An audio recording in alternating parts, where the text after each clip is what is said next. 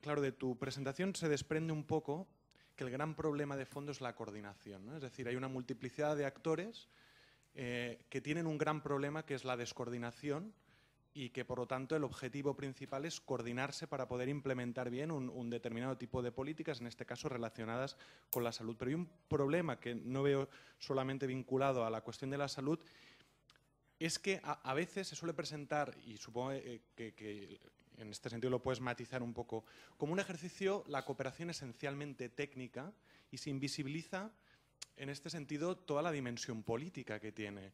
Y cuando digo dimensión política quiero decir que en todas esas, digamos, esos nombres que hay ahí de todas esas agencias son actores que responden a intereses, valores, cosmovisiones absolutamente diferentes de la realidad incluso de los sistemas de salud. Es decir, no creo que, por citar dos que hay ahí, el gobierno de Francia y una ONG determinada, como puede ser Medicus Mundi, coincidan, y si coinciden creo que tenemos un problema, porque querría decir que todos pensamos de manera muy similar, pero coincidan de alguna manera en la manera de plantear y de desplegar un programa o una política de salud concreta, ¿no?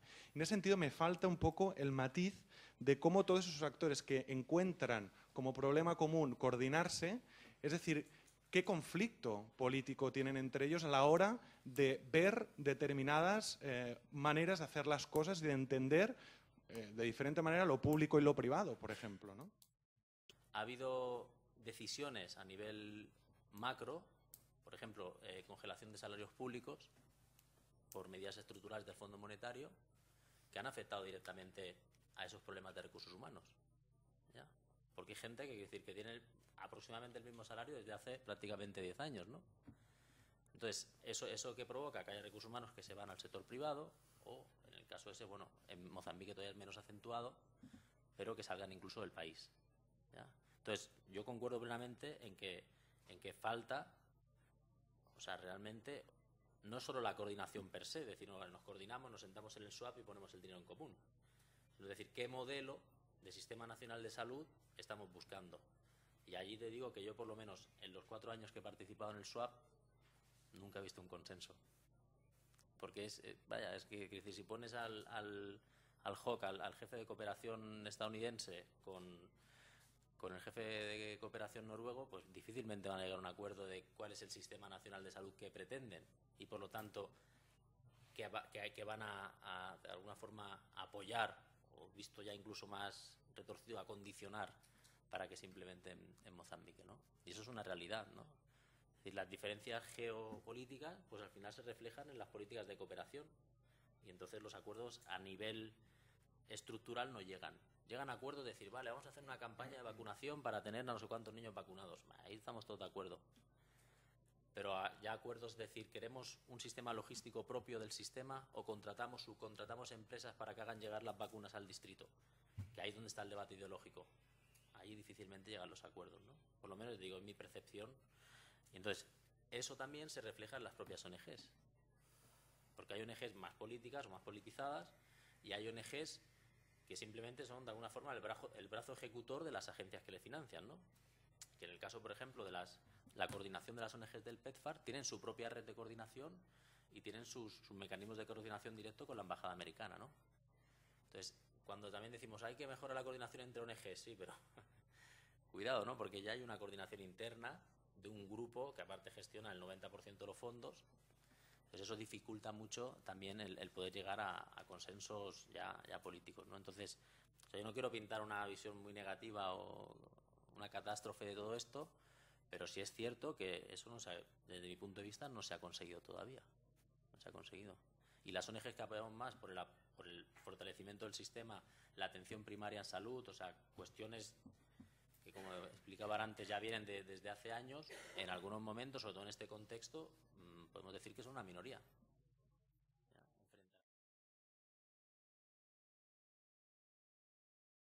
¿Cómo se visibilizan y cómo trabajáis con los actores locales que en teoría y en los últimos años es verdad que toda la cuestión de la apropiación local está intentando dar como otra dimensión, pero es decir, hasta qué punto sus visiones de la salud, de cómo debería funcionar, de qué es salud, de cómo se mide, de qué indicadores pueden ser válidos, es decir, ¿Hasta qué punto entran en colisión con los que vienen de fuera o con los que se trabajan más a nivel gubernamental? No lo sé. Pero con el tema de los actores locales, es que al final, yo lo he intentado transmitir en mi presentación, es que yo creo que el punto clave es que el origen de los fondos condiciona todo. Y la propia creación de redes de entidades locales está condicionada por el origen de los fondos. Es decir, en Mozambique las redes más importantes que hay en el ámbito de la salud son ONGs locales que se han creado con fondos externos para apoyar políticas de prevención, por ejemplo, de HIV-Sida, etcétera. Y luego se han coordinado entre sí. Pero entonces, es que ya el propio punto de partida de por qué la sociedad civil se está organizando está condicionada. ¿Entiendes?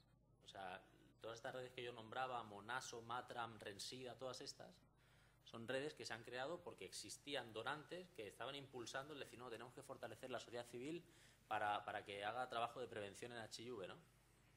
De alguna forma estaba como, podemos decir, viciado el origen de la iniciativa de coordinación, ¿no?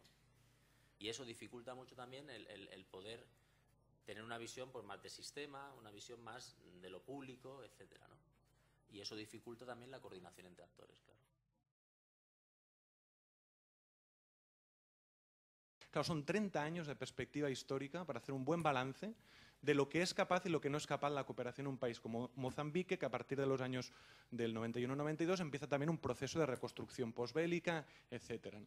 Claro, en ese sentido, en términos de desigualdad socioeconómica, Mozambique, junto con los casos centroamericanos, El Salvador, Guatemala y Nicaragua, se suele poner como ejemplo de involución, de cómo en muchos sectores de la sociedad no han experimentado cambios sociales sustantivos, sino al contrario, han dado pasos atrás, han experimentado crecimientos económicos, no hay guerra, pero en ese sentido, a nivel socioeconómico, los indicadores son muy negativos. Claro, ¿hasta qué punto la cooperación, si lleva 30 años interviniendo en ese tipo de contextos, debería asumir no tanto errores en cuestión de lecciones aprendidas, de mayor coordinación, sino valoraciones más políticas, de cómo en 30 años, por qué no se ha tenido la capacidad realmente de invertir el tipo de indicadores socioeconómicos?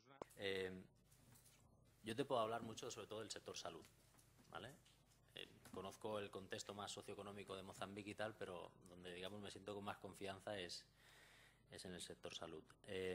La cooperación, o sea, la cooperación trabajando en coordinación con el Ministerio y los diferentes actores allí, han logrado resultados, ¿no? Son evidentes. Ha habido una reducción de la mortalidad materna, ha habido un aumento de las vacunas, niños vacunados, ha habido una mejora de las coberturas, es decir, ha habido como una evolución bastante, digamos, positiva, pero que de alguna manera, desde nuestro punto de vista, y bueno, no solo desde nuestro punto de vista, los actores, se ve limitada ya, hay como un cuello de botella por problemas estructurales, ¿no?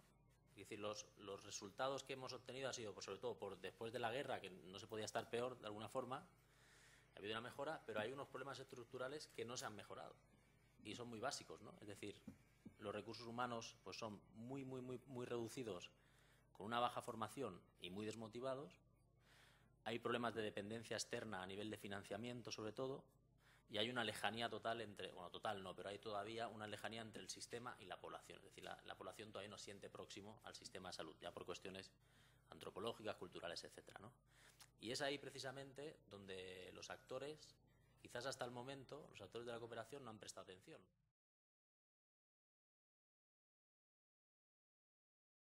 Pero sí que me interesa sobre todo cómo desde los 80 también las ONGs, ante la reducción del Estado, aterrizan también en África para dar ayuda y se va generando lo que creo que señalabas, una sociedad civil, algo que nosotros llamamos sociedad civil, y ponemos a operar con productos realizados a través de nuestra cooperación.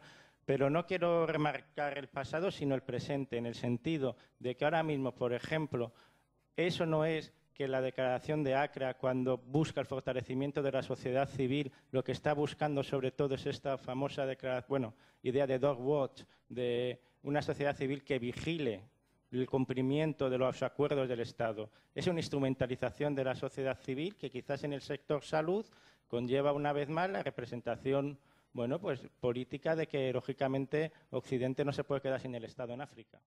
Sí es cierto que lo que yo he aprendido es que, a diferencia de América Latina, donde pues, también tengo alguna experiencia, sí que hay un sentimiento más de comunidad. En África el sentimiento es mucho más de familia, ¿no? Y eso dificulta mucho toda la creación de redes, a nivel ya de lazos de coordinación en la propia comunidad, ¿no? Cuando hablamos del impulso a la sociedad civil, efectivamente es un impulso externo y les diseñas todo.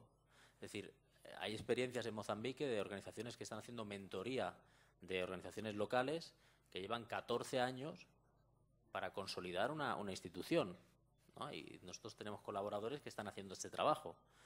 14 años para crear lo que se llama sociedad civil organizada, que al final es una ONG local que tiene el mismo mandato que la ONG internacional y que lo que va a hacer es captar los fondos de los donantes externos para ejecutarlo directamente, ¿no? Eso tiene cosas positivas, ¿no? Que se está generando empleo, etcétera, pero que al final no hay una diferencia marcada o sea, puedes decir, ¿cuál es la identidad de la sociedad civil local, ¿no? Es muy difícil de definir, porque ahora se está replicando, ¿no? la sociedad civil, o se está replicando el modelo de la ONG internacional en África, ¿no? Eso es lo que se entiende por sociedad civil organizada.